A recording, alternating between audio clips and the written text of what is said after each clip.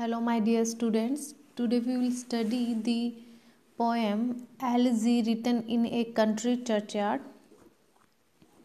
written by Thomas Gray. We have already discussed some introduction of the poem. Today we will study the biographical details before discussing this poem. Actually, Thomas Gray, he born in December 26 of 1716. His father was very cruel and violent, so mother started hat making business to educate her son. It is also said that Gray left college in 1738 without taking any degree. So he didn't have any degree. He got such an widespread acclaim, but still he was shy and he refused to give public lectures.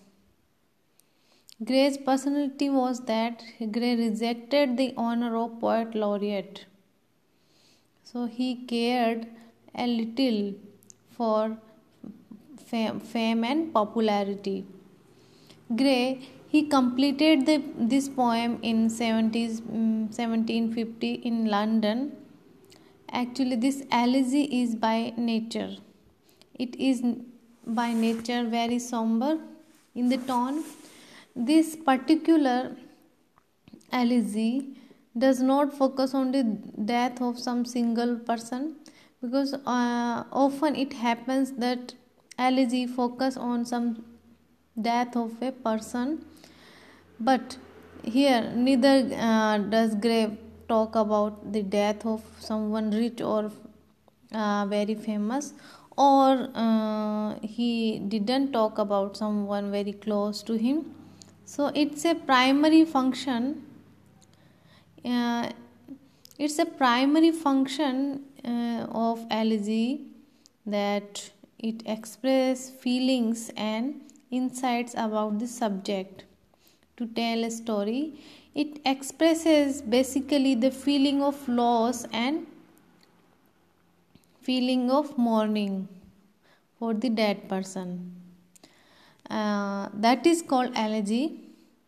But here no particular man is focused by the Thomas Gray. The setting and literary background of this poem, it is set in 1700, before the Industrial Revolution began. The world was going through an intellectual development when this was written by Thomas Gray. It is called as the Age of Enlightenment, a philosophical movement that started near 1700. It was the influence of Sir Isaac Newton, who incorporated the theory of universal gravitation. So the theory of Newton's is also inspired the we can say the elegy or the Gray's poems. This poem is about a graveyard, or a graveyard of a church that evidence that church is St. Buckinghamshire in southern England. So Gray himself is also buried in that church. In this poem, he talks about the death of common man. That common man buried here, and it is an exemplary graveyard poem because it is called a graveyard poem. What is graveyard poetry? It is a term that applied to a minor but significant tradition of 18th century poetry, and it talks about the mortality and immortality. So these meditative poems means these graveyard poems were often said in graveyards, These are often set in graveyard and to address the somber themes of death and mortality with sensitivity and concern. So this is a perfect example of graveyard poem because Thomas Gray also talks about the mortality and sensitivity of the common man. He feels some intimacy with the audience and working class because it seems to Gray that they are very simple and quiet people. This poem also is an example of Augustan age, or we can say the classical period, because it talks about the rich people also, and it is also about the romantic poetry. So this is a perfect example of transitional poetry because it is also the beginning of romantic period. So it balances both the phrasing and rational sentiments of the neoclassical period and emotionalism and individualism of the romantic period. So this is the transitional poetry written by Thomas Gray. Now we shall move towards the text. It is 128 lines poem. It is narrative in vivid details. It gives the narrative description of the countryside. So quickly we will move toward the first stanza. The curfew tolls the knell of parting day. The lowering hard wind slowly over the lay. The ploughman homeward plod his weary way and leaves the world to a darkness and to me. So in the first stanza, it establishes a kind of melancholy because it talks about the how isolated the narrator feels, how isolated the narrator is. That curfew bell tolls, it announcing the end of the day. Ploughman is here heard plodding his very way homeward, it admitting for a isolation that it leads to a world to darkness, and to him it establishes a isolation. An isolation, it establishes a sense of intimacy with the reader and the subject. So it sharing here poet feels that the personal and private emotions. Actually, it explores the daily life of burial in the churchyard. So the first line, the curfew toll the knell of the parting day. It gives the detail of the home and the work and the working classes. It is also a kind of personification of traits usually associated with the upper classes. So here ambition and grandeur, wealth and power, so all leads to the graveyard. People who are ambitious, people are who are wealthy, who are powerful, but all leads to graveyard. So these are compares the lives of these dead persons with well-known figures like John Hampden was a leader who died in the battle during English Civil War of that period.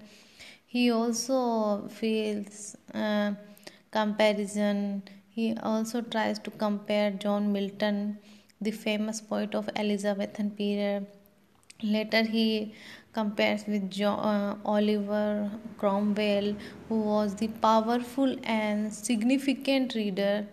So Gray here compares them with the poor buried people. He wants to say that if what they could have accomplished, what fame they could acquire. He contrasts he contrasts the mourning with the image of peaceful landscape. As the poem continues, the description and that began to move as from the sensations to country life, with a life that is remembered. So he compares the life of both the persons. He begins to resign himself to his own inevitable fate. So throughout the poem, the poet refers to graveyard or forefathers and obscures. So regardless of social positions, beauty or wealth, all must eventually die. All must eventually die. So it talks about the classical idea of memento mori. It is a Latin phrase that means remember that you must die. So in the very first line, Thomas Gray says that the curfew tolls the knell of the parting tea. The lowering herd winds slowly over the lea. The plowman homeward plods his weary way and leaves the world to the darkness and to me. So curfew bells tolls the ring. Curfew bells means church bell. It tolls the knell of parting day. It is the indication that day is parting. The lowly herd winds slowly over the lea. The plowman homewards. Plowman is going toward the homewards and leaves the world to darkness and to me. So now the time of it is the time of evening and day is ending. World is going toward the darkness, towards the night, and it also leaves me also toward the isolation. Darkness here means isolation. Okay, and leaves the world to darkness and to me means it leads towards the world to darkness, to world and to me, towards the darkness. Darkness means in isolation. Now fades the glimmering landscape on the sight, and all the air solemn still hold, save where the beetle wheels his droning fight and drowsy twinkling lull distant falls. It is the description of the evening when landscape is glimmering with the sunset and beetle is beating in his flight and drowsy tinkling lull the distant falls. Drowsy cows or battles, goats, sheep, all are going with twinkling sound toward the home. Save that from yonder ivy mantled tower, the moping owls does to moon complain of such as wandering near her secret wall, molest her ancient solitary reign. So here owl is also making sound. It seems that he is complaining to the moon. Beneath those rugged elms that your tree shade, where heaves the toughen in many a mouldering heap, each in his narrow cell forever laid, the rude forefathers of helmet sleep. Here poet wants to say that there are many poor people who are buried here in that under this yew tree shade, and their forefathers could have become like Helmet and Milton, but they did not get the chance to become famous. So this is the idea that all rich and poor, famous and non-famous, all are leading toward the path of the death. So death is the final idea. He discusses people that it begins to death. He discusses how people would like to be remembered after death. The breezy call of incense breathing mourn, the swallow twittering from the straw-built shed, the cock's shrill clarion on the echoing horn, no more shall rouse them from their lowly bed. So it is a kind of description that swallow twittering from the straw-built shed. Sparrow is twittering from their next. Cock is also shrilling. It is making echoing horn. No more shall rouse them, but no dead person will arouse after hearing these sounds, because they are sleeping. Uh, they are sleeping in that manner that they will never wake up from their bed. So this is a beautiful description of the burial ground of the church given by the Thomas Gray. It talks about the idea that if someone is dead, he or she will not come again. They are sleeping in very sound manner. No birds, no chirping, no twittering, no echoing of any bird or owl or cock will wake up them. So I think this is clear till now. Next stanza we will deal in our next video. Thank you.